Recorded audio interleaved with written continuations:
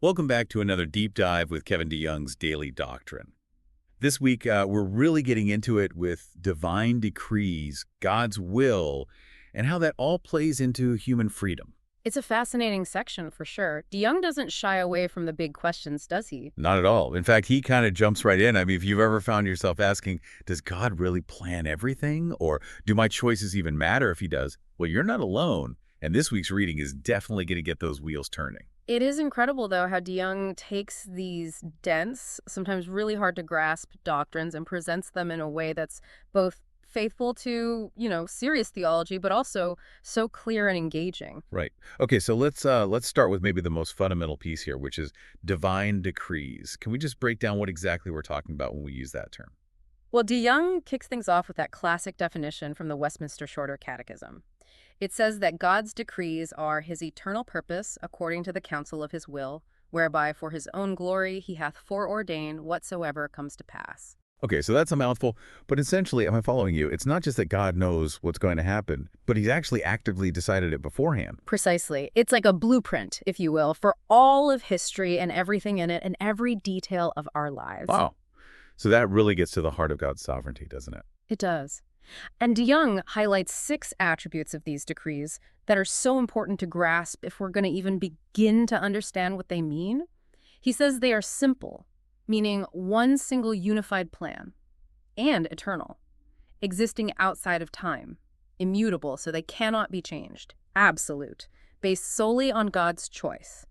And they're both wise, reflecting God's perfect knowledge and good, ultimately aimed at his glory and our good. Okay, there's a lot to unpack there, but I think I want to pause for a second on that last part. Because honestly, for a lot of us, it's really hard to square that idea of God's decrees being good with the reality of, well, the world we live in. I mean, we see suffering, we see evil, we see things that just don't seem good at all. It's a huge question, and it kind of naturally leads us into another big concept that DeYoung tackles, which is the will of God. And one thing he points out right away is that the Bible actually uses this phrase, will of God, in a couple of different senses. Okay, I think I see where you're going with this. Because sometimes it seems like the Bible's saying everything that happens is God's will, but then we're also told to follow his will, which implies we have some choice in the matter.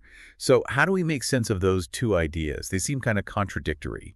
That's the tension DeYoung helps us to unpack, for sure. He distinguishes between what he calls God's will of decree, so that's what he's sovereignly ordained, and his will of desire, what he wants us to do. So under the will of decree, yes, everything that happens falls under that. But within that plan, God has also revealed his will of desire for us, most clearly in Scripture. And DeYoung would say it's in following his revealed will that we actually experience true freedom and purpose. Okay, so I'm with you so far.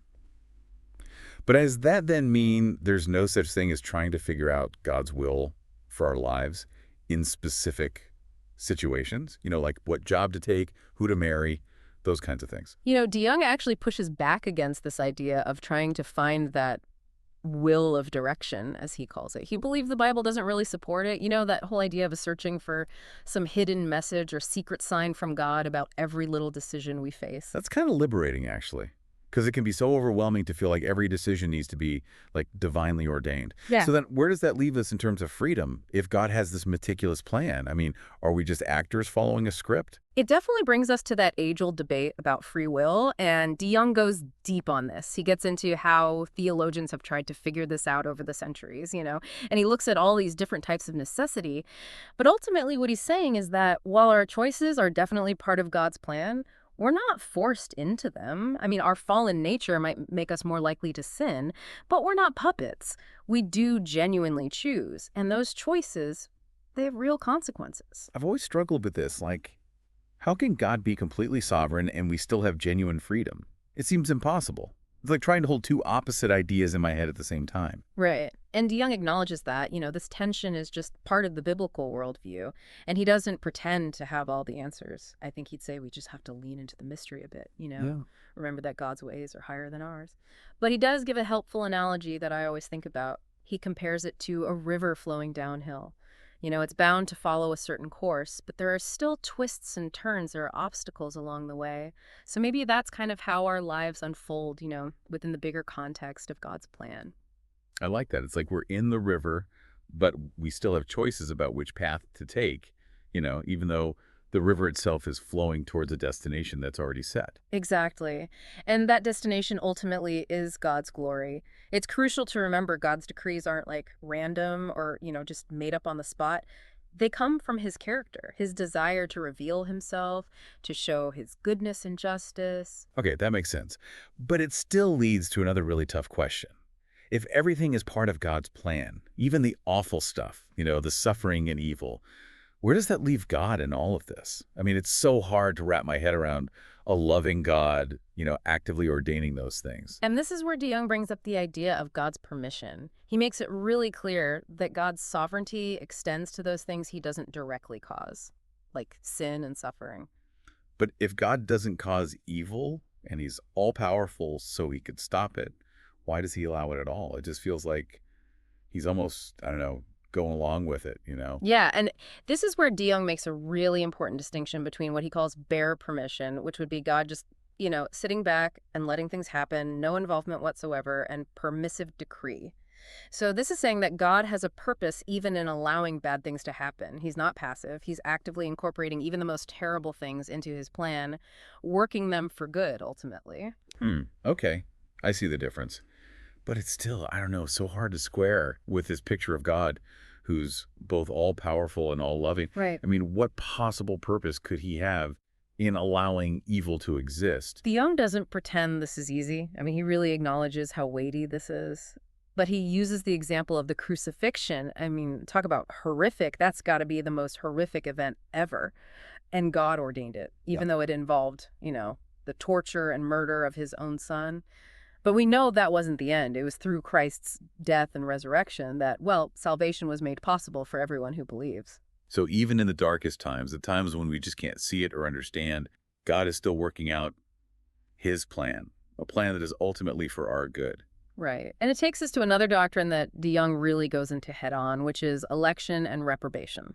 And these are concepts that have caused a lot of debate. I'll admit these are some of the hardest doctrines for me. The idea that God would choose some for salvation and others, for condemnation, just feels so, I don't know, unfair. It doesn't sit right with me. Yeah, no, I hear you. And DeYoung gets that. He says straight up that these are difficult doctrines, but they're right there in Scripture. So election is God's choice, his sovereign choice of certain people for salvation. And it's not based on anything they've done or anything he sees in them, like their faith. It's solely out of his grace. So it's not like God's looking ahead and seeing who's going to choose him and then electing them based on that. It's that his choice actually comes first, and that choice is what brings about their faith. Exactly. And then you've got reprobation, which DeYoung is really careful to say is more than just the opposite of election.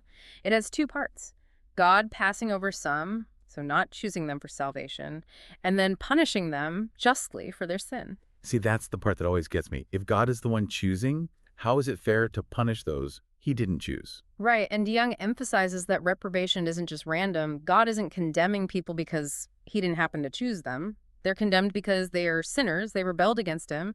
It's about his justice, not some kind of, cosmic lottery or something. I think I'm starting to see how all these things fit together.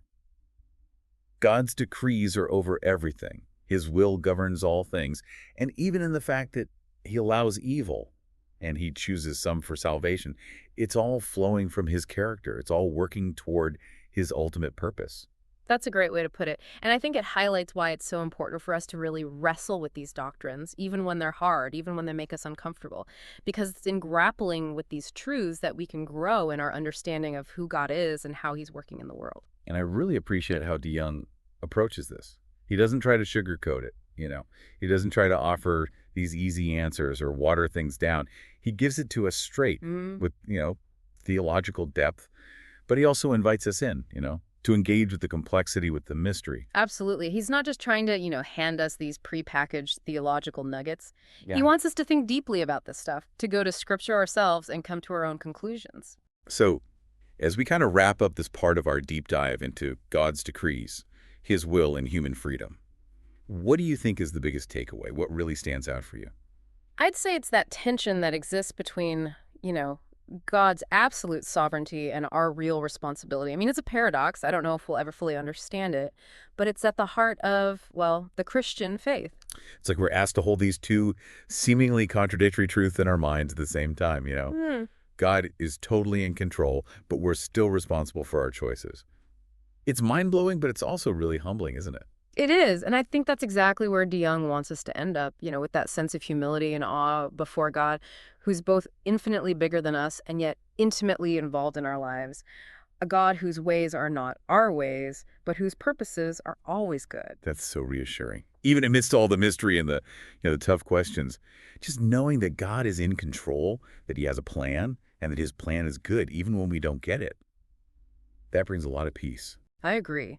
And as we keep looking at DeYoung's insights in the weeks to come, I think it's good to approach it all with both, a curious mind, but also that spiritual humility. We're not going to have all the answers, and that's okay. The point is to keep searching, keep learning, and to keep growing in our understanding of who God is and what he's done for us. As we wrap up our look at DeYoung and divine decrees, God's will, human freedom, I keep coming back to this one question. Oh, I'm intrigued. What is it? It's about this whole idea of mystery Yeah. and how that connects to meaning. Like, what if we could fully understand God's plan, see the entire blueprint, every single detail, perfectly clear? Would that actually make our lives better, or would it take something away? Whoa, that's a deep one. It's true, though, we do crave certainty, don't we? We want to know what's coming next. Totally. But I wonder if maybe there's something important, something valuable about not having all the answers. Does that journey of faith, the wrestling with these big questions, the trusting even when we don't understand, does that maybe bring a richness, a depth of meaning that wouldn't be there if we knew everything? It's a really interesting thought. Maybe it's part of being made in God's image, We're finite, limited in what we can grasp, but we're capable of wonder, of seeking truth, and of growing in relationship with a God who's so much bigger than our understanding. Yeah, it's like that tension we keep bumping into between God's sovereignty and our freedom. Maybe the beauty isn't about solving the paradox, but living in it, trusting God's plan, even while we're making real choices, seeking to understand while embracing the mystery. And maybe that's where faith really takes root, in that space between what we know and what we don't, where we choose to trust a God who knows everything and yet invites us to be a part of his story. So as we finish this deep dive, I'm honestly left with this feeling of awe, just appreciating how deep and complex the Christian faith really is. These ideas we've been talking about, they're not just some abstract concepts up in the clouds. Not at all. They change how we live, how we look at the world, how we understand our place in God's big story. And yeah, they challenge us. They can make us uncomfortable. Yeah. But I think that's good. It means we're really engaging with truth, with something bigger than ourselves. And that's what draws us closer to God, to a deeper understanding of him. I agree. And as we continue with DeYoung's book in the coming weeks, I just want to encourage everyone listening, stay curious, keep searching, and let these truths shape how you understand God and what he's done for you. That's a great way to end it.